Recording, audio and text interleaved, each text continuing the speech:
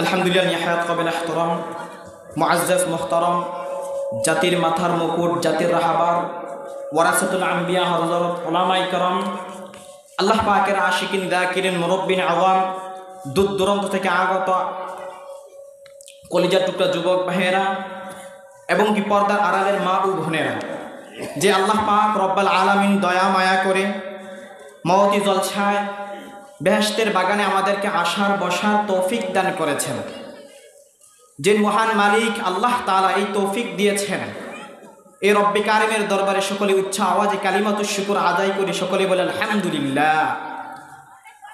লক্ষ কোটি দুরুদ সালাম হাবিবে কিবরিয়া আশরাফুল আম্বিয়া সাইয়্যিদুস সাকলাইন ইমামুল মুরসালিন খাতামান নবিয়্যিন নবীদের নবী বিশ্ব নবী আখির জামানার পয়গম্বর হযরত মুহাম্মদ সাল্লাল্লাহু আলাইহি ওয়াসাল্লামের উপর। পবিত্র কুরআনুল কারীম থেকে আপনাদের সামনে একটি আয়াতে কারিমা তেলাওয়াত করেছি। অসংখ্য হাদিস থেকে আল্লাহ রসুলের জবানের বাণী ছোট্ট একটি হাদিস আপনাদের সামনে প্রেরণ করেছি।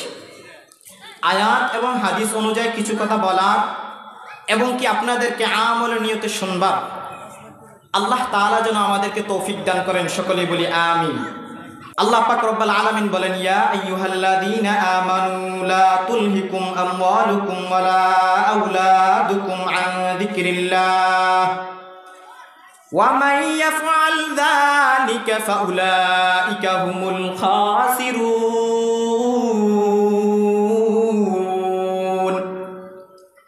আল্লাহ তাআলা বলেন, ইয়া আইয়ুহাল্লাযীনা আমানু, হে ঈমানদারেরা, দুনিয়ার জমিনের মধ্যে ধন সম্পদের মধ্যে নিমজ্জিত হইয়া, দুনিয়ার জমিনের মধ্যে স্ত্রী সন্তানের মায়া পড়িয়া আমি আল্লাহ তাআলার জিকির থেকে তোমরা গাফেল হয়ে যাইও না।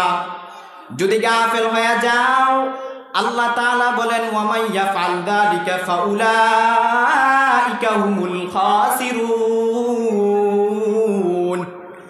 আল্লাহ তাআলা বলেন, যারা দুনিয়ার মধ্যে এসবের মধ্যে গাফেল হয়ে যাবে, আমি আল্লাহ তাআলার পরিচয় ভুলে যাবে, তারা দুনিয়ার জমিনের মধ্যে ক্ষতিগ্রস্ত হয়ে যাবে।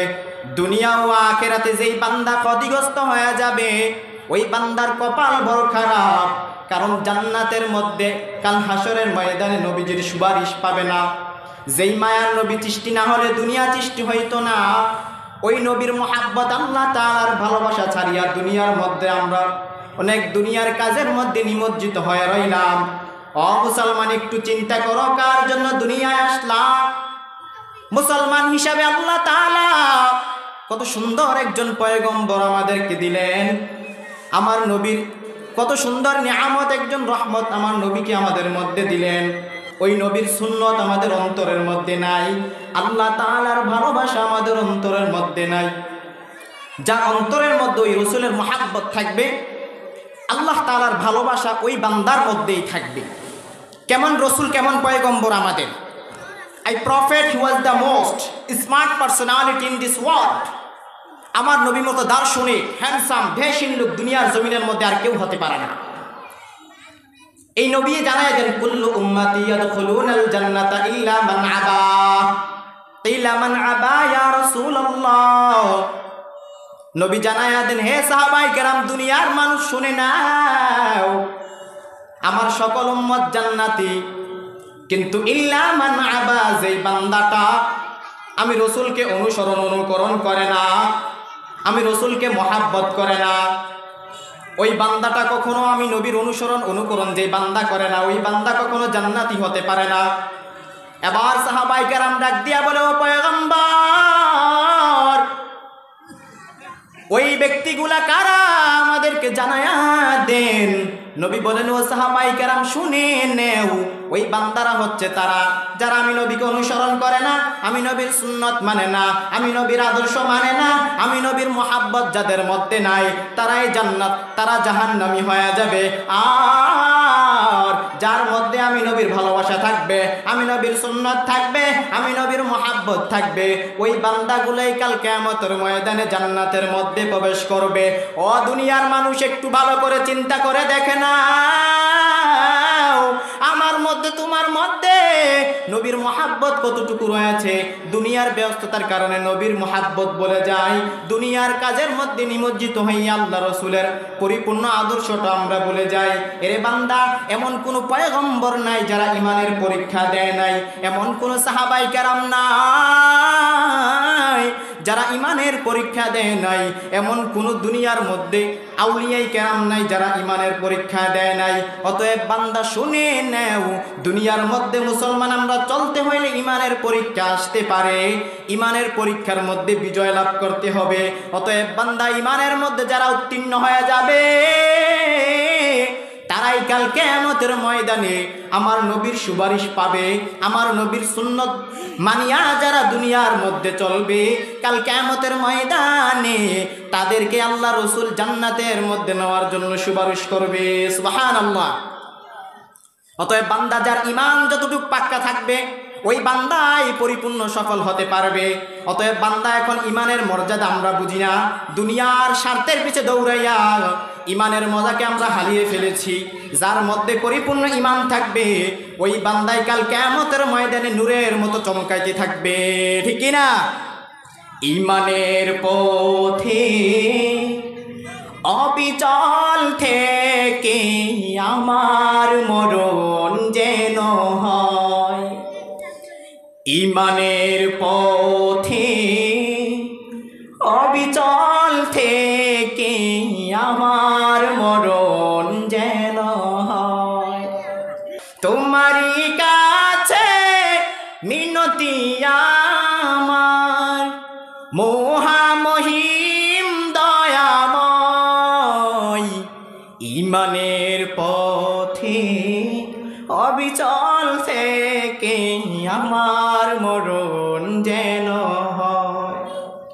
প্রতিদিন মিথ্যের মুখোমুখি হই, বেদিন ফাসিকেরা করে হইচই, আজাজিল এসে গুমরাহি সুর গান করে তোলে মুখময়।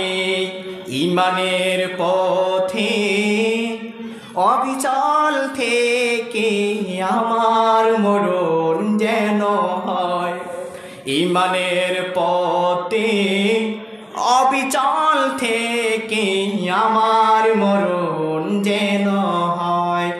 অতএব মুসলমান, দুনিয়ার মধ্যে চলার ক্ষেত্রে ঈমানটাকে মজবুত করতে হবে, আল্লাহ রসুলের মহাব্বত অন্তরের মধ্যে রাখতে হবে। আল্লাহ পাক রব্বুল আলামিন রসুলের মহাব্বত রাখার তৌফিক আমাদেরকে দান করুক।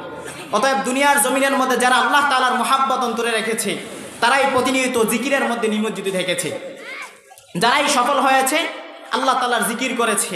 আল্লাহ বলেন, এই জিকির থেকে তোমরা গাফেল হয়ে যাইও না, আমার ইবাদত থেকে তোমরা গাফেল হয়ে যাইও না। মুসলমান এখন দূরে সরে যাচ্ছে, ইসলাম থেকে, কোরআন থেকে দূরে সরে যাচ্ছে। এই জন্য আমাদের মধ্যে, আমাদের সমাজের মধ্যে আজ গজব নেমে আসছে, রহমত বরকত আমরা পাচ্ছি না।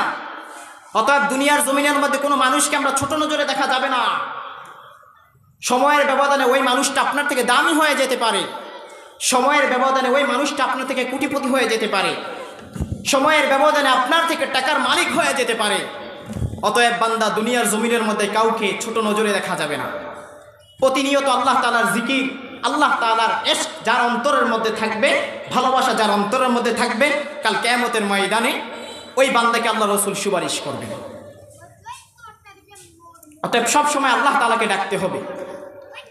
তোমাকে ডাকি যদি একবার আল্লাহ, আমাকে কাছে টানো বারবার। তোমাকে ডাকি যদি একবার আল্লাহ, আমাকে কাছে টানো বারবার।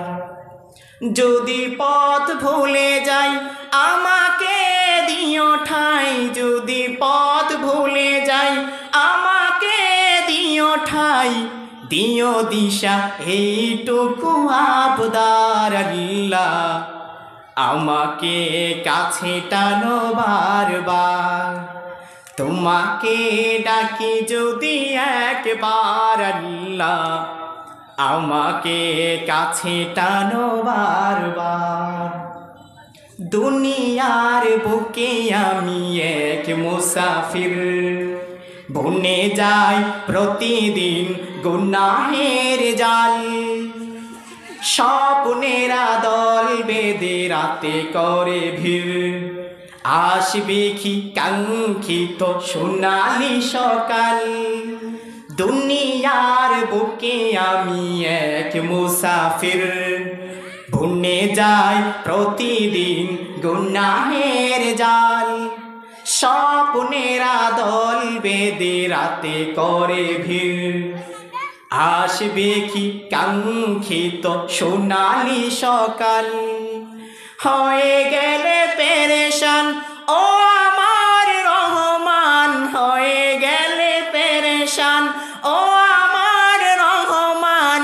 জিকিরে হতে দিও একাকার আল্লাহ, তোমাকে ডাকি আমি বারবার, তোমাকে ডাকি যদি একবার আল্লাহ, আমাকে কাছে টানো বারবার। তোমাকে ডাকি যদি একবার আল্লাহ, আমাকে কাছে টানো বারবার। অতএব আল্লাহ তাআলাকে সবসময় ডাকতে হবে। যে কথাগুলো বললাম